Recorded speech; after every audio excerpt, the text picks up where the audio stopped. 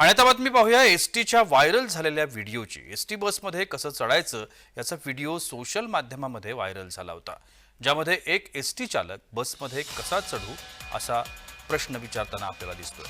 दरवाजा एकीकडे आणि बसमध्ये चढण्यासाठीचा असलेला पर्याय दुसरीकडे असा हा व्हिडिओ आहे।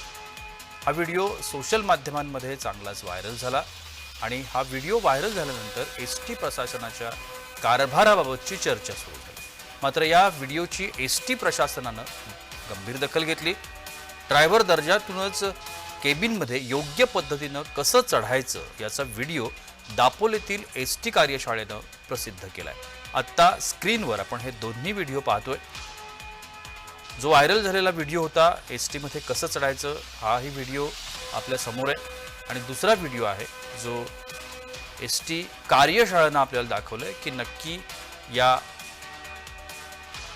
तंत्राचा वापर कसा करायचा आणि कसं पाय ठेवून कसं आतमध्ये चढू जाऊ शकतं हे यातून दाखवण्यात आलं।